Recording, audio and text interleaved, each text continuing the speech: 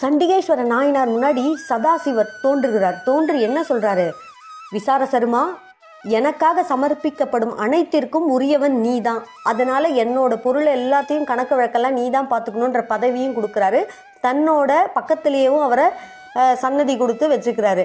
அதுக்கும் மேலே தன்கிட்ட இருந்த கொன்றை மாலையை, தான் அணிந்திருந்த மாலையை இந்த சண்டிகேஸ்வர பெருமானுக்கு தன் கைகளாலேயே அணிவித்து கௌரவிக்கிறார் சிவபெருமான்.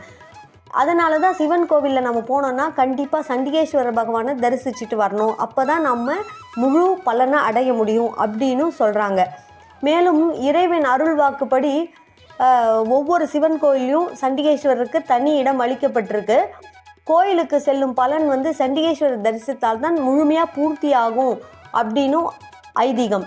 அதுக்கு 2 வகையான காரணங்கள் சொல்கிறாங்க. ஏன்னா முதல்ல சண்டிகேஸ்வரரை நம்ம போய் முழுமையாக வலம் வரக்கூடாது. ஏன்னா அவர் சுவாமியை நினச்சி தியானத்தில் இருக்கார்.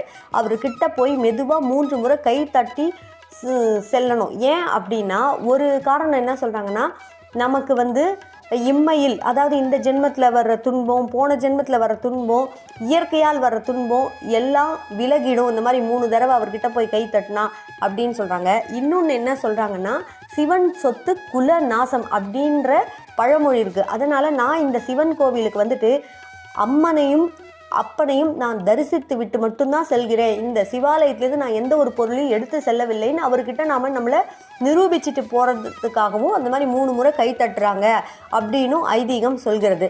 மேலும் நாம் இந்த சிவன் கோவிலுக்கு சுவாமி அம்பாளை தரிசிச்சுட்டு போகிறோம் அப்படின்ற ஒரு அட்டண்டன்ஸை சண்டிகேஸ்வரர்கிட்ட கொடுக்கறதாகவும் சொல்லப்படுது. ஏன்னா அது புண்ணிய கணக்கில் சேர்க்குது. இன்னைக்கு ஒரு நாள் சிவனை தரிசிச்சுட்டு போயிருக்கியா, ஓகே அப்படின்னு டிக் பண்ணிப்பாராம் தன்னோட லிஸ்ட்டில்.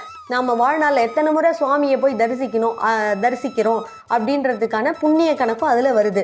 ஸோ இதனால தான் நாம் சிவன் கோவிலுக்கு போனால் அவசியம் சண்டிகேஸ்வர பெருமானை நாம் வலம் வர வேண்டும், வணங்க வேண்டும்னு சொல்கிறாங்க. சண்டிகேஸ்வர பெருமானை நாம் வணங்குவதால் மன உறுதியும் ஆன்மீக பலனும் கிடைக்கிறது என்று சாஸ்திரம் சொல்கிறது. நன்றி.